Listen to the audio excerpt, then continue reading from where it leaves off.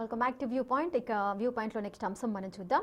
TVK అధినేత విజయ్ భవిష్యత్తు ఎలా ఉండబోతోంది? ఇప్పుడు ఇదే కీలక ప్రశ్నగా అయితే మారింది. నిన్న మొన్నటి వరకు బీజేపీతో పొత్తు పెట్టుకుని బరిలోకి దిగుతారని ప్రచారం జరగ్గా వాటిని కొట్టిపారేశారు విజయ్. తాము ఒంటరిగానే బరిలోకి దిగుతామని తేల్చి చెప్పారు. ఇలాంటి సమయంలో ఓ ఆసక్తికర ప్రశ్న తెరపైకొచ్చింది. విజయ్ మరో పవన్ కళ్యాణ్ అవుతారా, లేక చిరంజీవి అవుతారా, లేక ప్రశాంత్ కిషోర్ అవుతారా అని. మరి ఏం జరగబోతోంది సార్? ఇప్పుడు తమిళనాడు పాలిటిక్స్లో విజయ్ పేరు మారిమోగిపోతోంది. సో తమిళనాడులో విజయ్ మరొక చిరంజీవి అవుతారా, పవన్ కళ్యాణ్ అవుతారా, ప్రశాంత్ కిషోర్ అవుతారా అనే క్వశ్చన్స్ రేస్ అవుతున్నాయి. ఏం కాబోతున్నారు విజయ్ అనుకోవచ్చు?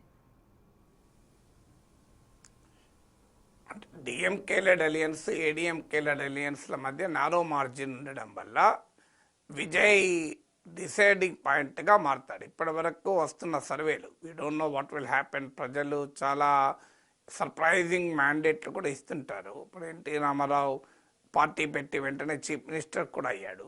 సో రాజకీయంగా ప్రజలు ఏ రకంగా తీర్పు చెప్తారో మనం ఊహించలేము. బట్ యాజ్ ఆఫ్ టుడే సర్వేలు చూస్తే మీకు విజయ్కి ట్రాక్షన్ ఉంది. ఓటింగ్ ఏ మేరకు వస్తుంది అనేది చెప్పలేము. మీకు ఈ ఏడిఎంకే డిఎంకే అలియన్స్లను ఎవరిని విజయ్ దెబ్బతీస్తాడో కూడా తెలియదు. ఎందుకంటే యాంటీ డిఎంకేకు వ్యతిరేకంగా రాజకీయంగా రంగంలో దిగాడు కనుక యాంటీ డిఎంకే లేదా యాంటీ ఇన్కంబెన్సీ ప్రభుత్వ వ్యతిరేక ఓటును విజయ్ కనుక లాగితే అపోజిషన్ స్పేస్ ఫ్రాగ్మెంట్ అయి విడిపోయి విజయ్కి అడ్వాంటేజ్గా డిఎంకేకి అడ్వాంటేజ్గా మారుతుంది. ఎందుకంటే అపోజిషన్ స్పేస్లో డిఎంకే ఏడిఎంకేల మధ్య పోలరైజ్ కాక సరిగ్గా 2019లో టీడీపీ వైసీపీల మధ్య పోరులో పవన్ కళ్యాణ్ విడిగా పోటీ చేయడం వల్ల అపోజిషన్ స్పేస్ ఫ్రాగ్మెంట్ అయి జగన్కు లాభమైంది. 2024లో వైసీపీ వ్యతిరేక ఓటు చీలకూడదని పవన్ కళ్యాణ్ తీసుకున్న వ్యూహం గేమ్ చేంజర్గా మారిపోయింది. సో లేదు, విజయ్ యాంటీ బీజేపీ పాలిటిక్స్ కూడా ఇప్పటిదాకా మాట్లాడుతూ వచ్చారు. మీరు అన్నట్లు మధ్యలో బీజేపీతో కూడా కలుస్తాడా, కాంగ్రెస్తో కలుస్తాడా అనే స్పెక్యులేషన్ ఉన్నప్పటికీ కూడా తన పొలిటికల్ రైవల్ డిఎంకే, తన ఐడియాలజికల్ రైవల్ బీజేపీ అని చెప్పాడు. సో అందువల్ల ఆయన వెనకాల Dalit and minority voting, Muslim Christian voting కూడా విజయ్కి రావచ్చు. అదే వస్తే చేసే అవకాశం ఉంది. ఇక్కడ DMK alliance Dalit and minority vote వచ్చే అవకాశం ఎక్కువగా ఉంది. సో అందువల్ల ఆ ఓటును కనుక స్ప్లిట్ చేస్తే డిఎంకేకే నష్టం చేయొచ్చు. అందువల్ల విజయ్ ఎక్కడెక్కడ కాన్స్టిట్యున్సీ వైజ్గా ఎవరి ఫార్చ్యూన్స్ను దెబ్బతీస్తాడన్నది ఇప్పుడు అందరికీ సర్ప్రైజ్ ఎలిమెంట్. అంటే విజయ్ పెద్ద ప్రభావం చూపెట్టలేకపోయినా విజయ్ వల్ల మాత్రం తమిళనాడు రాజకీయాలు ప్రభావానికి లోనవుతాయి. సో అందువల్ల మరి విజయ్కి ఏమవుతుంది?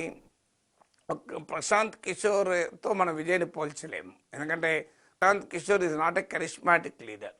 ఒక ఎన్నికల వ్యూహకర్త, తన తెలివితేటలతో భారీ ఎత్తున తన ఒక నెలల తరబడి కృషితో ఒక వాతావరణాన్ని, మీడియా ప్రజెన్స్తో వాతావరణాన్ని క్రియేట్ చేశాడు. కానీ ఎన్నికల్లో రిజల్ట్స్ చూపెట్టింది అయితే గ్రౌండ్ లెవెల్లో ఏమీ లేదని 3% మాత్రమే ఓటింగ్ వచ్చింది. కానీ ప్రశాంత్ కిషోర్ లాగా విజయ్ కాదు. విజయ్ ఆల్రెడీ తమిళనాట భారీగా జనాకర్షణ కలిగిన యాక్టరు. సో మనం ప్రశాంత్ కిషోర్తో కంపేర్ చేయలేం.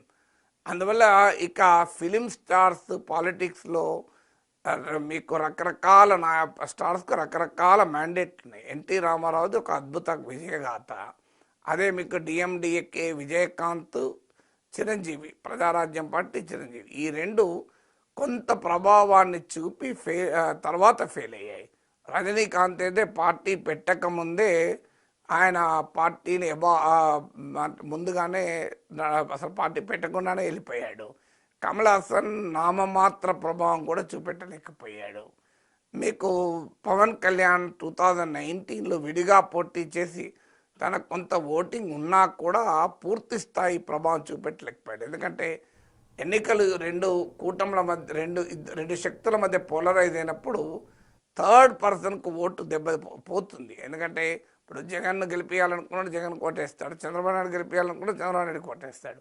చంద్రబాబు నాయుడు ఓడించాలనుకున్నాడు, జగన్కు ఓటేస్తారు. జగన్ ఓడించాలనుకున్నప్పుడు చంద్రబాబు నాయుడు కోటేస్తాడు.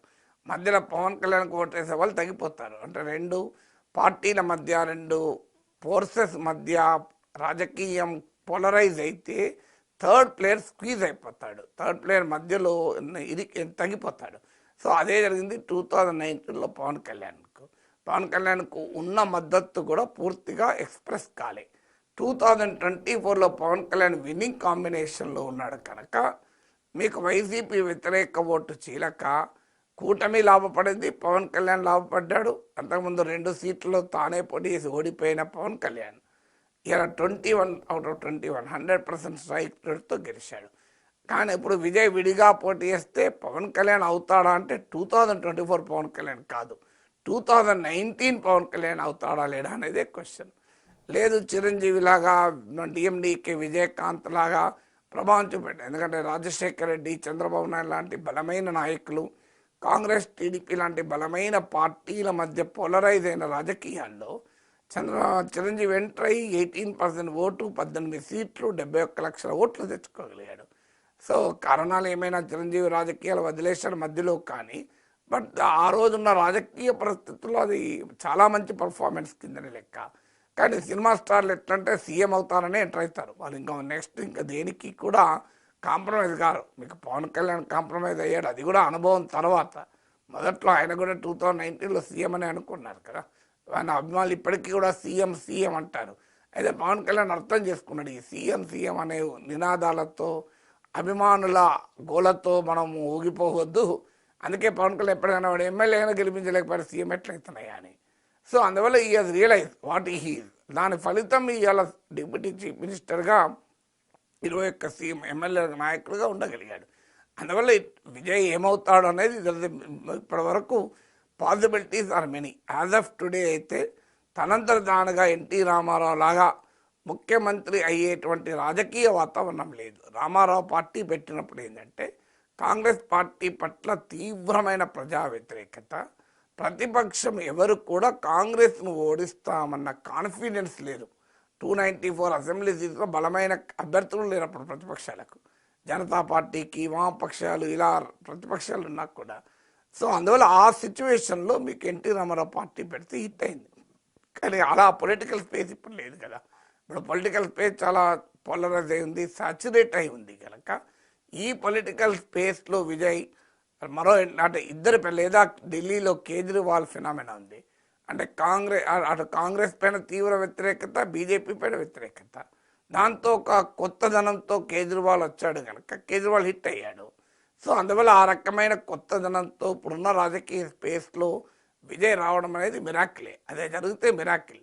ఆ మిరాకిల్ జరగకపోతే విజయ్ మాత్రం ఖచ్చితంగా 2 కూటముల జయాపజయాలపైన ప్రభావం చూపగలుగుతాడు.